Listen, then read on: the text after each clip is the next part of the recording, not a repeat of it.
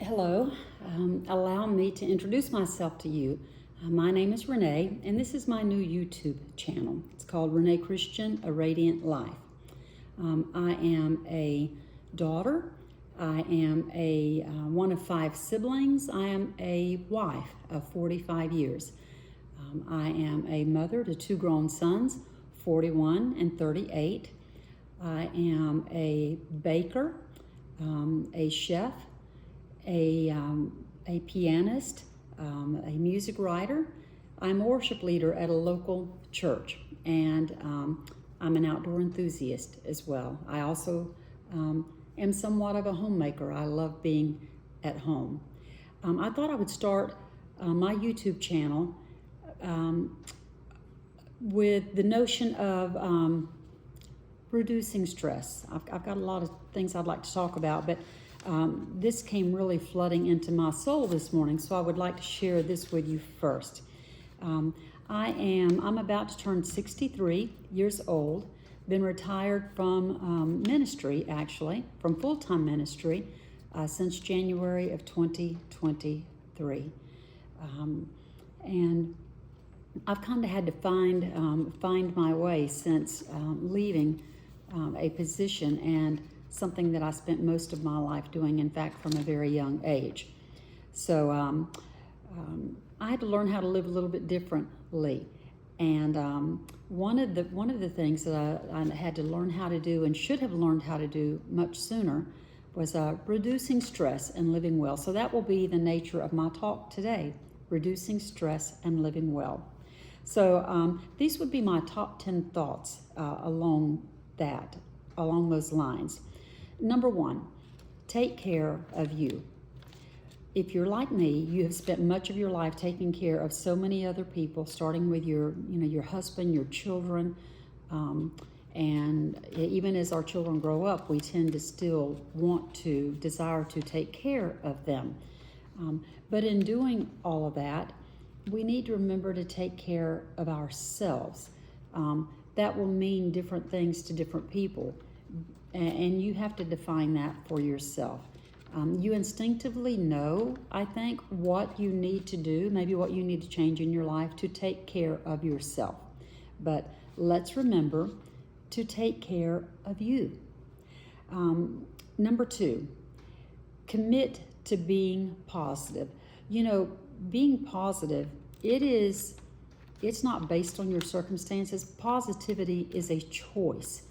And so number 2 on my list would be commit to being positive. There's so much negative around us, and some people just spout negativity with nearly every word that they utter. They're negative about their own selves, or negative about their family, negative about their jobs, negative about their communities, the places that they work, the places that they serve, maybe even the places where they attend church. But positivity is an attitude, and if you look, you can see the positive, and you can develop a positive mindset, a glass half full as opposed to a glass half empty mindset. Number 3, establish boundaries. For me, and maybe for many of you, we have lived wide open for most of our lives. Everybody having access to us having access to everything, things we didn't need to have access to, and certainly people that did not need to have so much access to us. We allowed people treated us a certain way because, quite frankly, we allowed them to treat us a certain way. What do I mean by that? If you do not speak up when you don't like the way you're being treated, then your silence has given someone permission to treat you the way that they are treating you. So I think when you establish boundaries for your life, guarding who you let in, and even putting a safety net up for your own sake to keep you within some restraints for your own good. But I say we need to establish boundaries.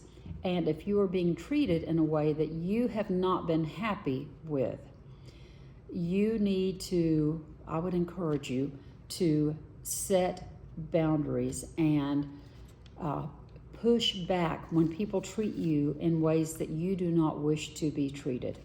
And I can go into more detail on that at a later time. Say no to toxic people. This is number 4. Say no to toxic people. What do I mean by toxic people? People who drag you down, who drag you into things that you don't want to be dragged into. People who are dramatic and who overly react. Maybe angry people, or people that just like to stir the pot. People who like to hug the pain. As my husband would describe it, whose lives are not perfect, who have struggles in life, but rather than try to overcome those things, they just keep hugging the pain, keep seeking sympathy, and they become a drain. So say no to toxic people. It's okay to do that. Get organized. And I'm saying this to myself loudly. Get organized. There was a time in my life I was a bookkeeper and an office manager, and I was very, very organized about every detail of everything. And somewhere along the way, maybe when I stretched myself too thin or began trying to do too many things at one time, I lost my ability to be organized. But I would say get organized. It doesn't have to be something major. Start small. Find something that's really, decide one thing maybe that's really gnawing at you, and just get that thing organized. Whether it be your finances, your files, your closet, your kitchen cupboards. Just take one thing at a time and get organized. Tidy up and downsize. One of the greatest ways to get organized is to simply downsize, because then you don't have so much to organize. So commit to being positive, establish boundaries, say no to toxic people, take care of yourself. That was at the top of the list. Get organized. And how about this? Surround yourself with positive, fun people. Your inner circle, or those people who are closest to you, should not be a drain on you. And I realize that the people in our lives, they can't always be fun, but ideally, the majority of the people that are close to us, who are close to us, they should at least be positive people. Not instinctively critical of everything and everyone, but just positive people. You just feel good when you're around them. I have some friends who live in the Swanee County area of Florida, and they are such positive people. It's actually a very large family clan there, very large family clan, a lot of people in that family. And when I slip away for a few days with them, I laugh more, I loosen up more, I become someone that I really like. They make me laugh, and I laugh at myself so hard. And they are positive energy in my life, and I feel that energy anytime that I get around them. And they're just fun people. They've seen me at my worst, they've seen me at my best, and everything in between. And yet, through it all and through all my stupidity, they remain very positive people, and they are essential in my life. I don't know what I would do without them. I'm so glad they are part of my inner circle. How about this one? Practice gratitude. Gratitude in the small things, gratitude in the big things. I am grateful that I get to sit down at an old acoustic piano, which you may see behind me here, and that I get to just sit down and play music. I don't read music, I just play by ear, or I read guitar chord charts, because I'm a math person and music makes sense to me in a mathematical way. So that's a simple thing that I'm grateful for. Gratitude. I sit on my front porch a lot of mornings.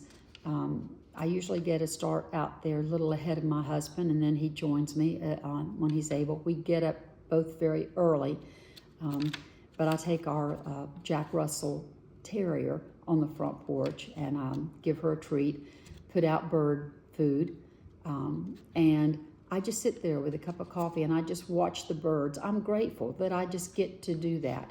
We live in a nice, quiet place, not in a busy subdivision.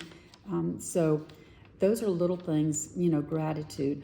I'm grateful for the big things. I'm grateful for my sons. I'm grateful for my mother. I'm grateful for good relationships with my brothers and my sisters.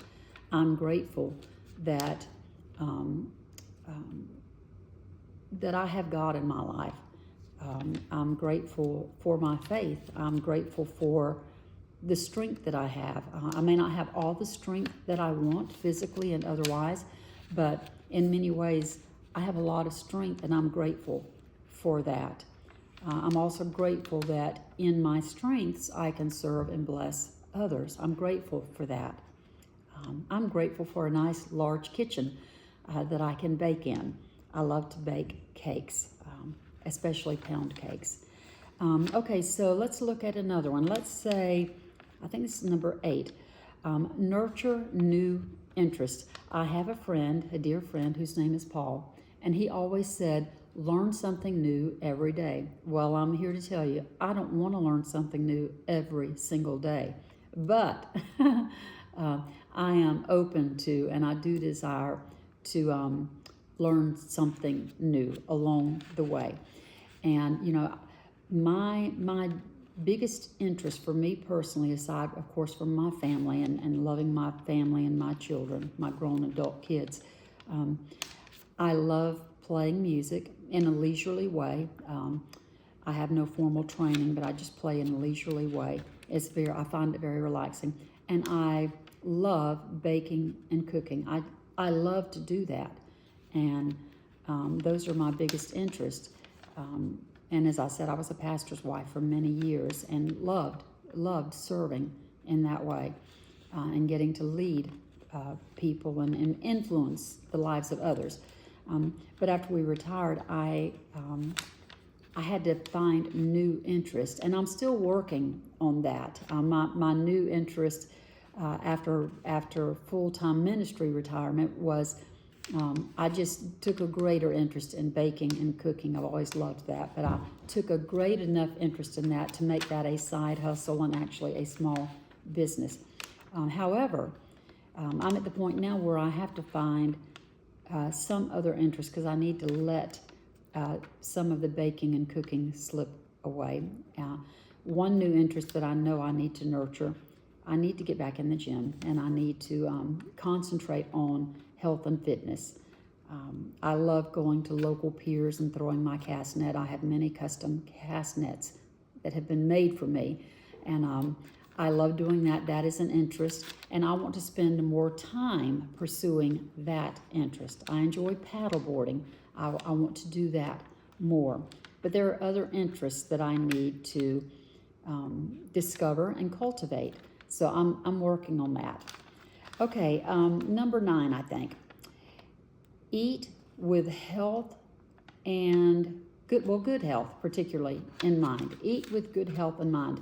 My husband and I have long been somewhat healthy eaters. We're not perfect. We have ice cream sometimes, and I will also disclose to you that I am a type 2 diabetic. Not because I'm overweight, not because. Well, maybe for a long time I did eat dessert first. I will admit to that. But we eat well-rounded. For the longest, we were garden to table people. My husband grew a fabulous garden for many years, year-round, in fact, until just recently. And we cook fresh. We don't eat out that often. It has to be a special occasion. We love to eat at home. We love to cook at home. Seldom do we open cans of anything. We get things from the freezer or we get them fresh. And that's how we eat. We don't do a lot of casseroles because usually in casseroles, you're dumping and adding cans of something that may not be good for you. But we eat generally healthy, and we certainly eat well. In fact, we each have our own set of very good knives. I have Hinkle knives. My husband has Wusthof knives, and they're very high-end, expensive knives. And sometimes we'll get in here, we'll argue over who gets to cook dinner, because we both love doing that. He loves cooking and cooking for me, and I love the same. So we eat well here, and we eat with good health in mind, with the occasional splurge of an ice cream. Or like today, I made some old-fashioned banana pudding using vanilla bean paste, I might add. It's going to be good. So that's number 9. Okay, and number 10, I would say, this is a simple one. Take a walk every day. And I'm going to be doing that this evening. It's just good, even if it's a 15-minute walk, a 30-minute walk. Maybe you take your pet along with you. Maybe you walk on your own, or maybe you take just a leisurely bike ride. But just get out and get some fresh air. That will be good for you, and it gives you time to contemplate and think and just meditate a little bit on the things that you want to meditate on. So it's about reducing stress and living well. So again, my top 10. Take care of you. Commit to being positive, remembering that positivity is a choice. Establish boundaries.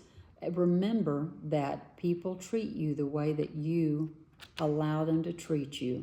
And remember that many times how you give somebody permission is in your silence, by not speaking up for yourself.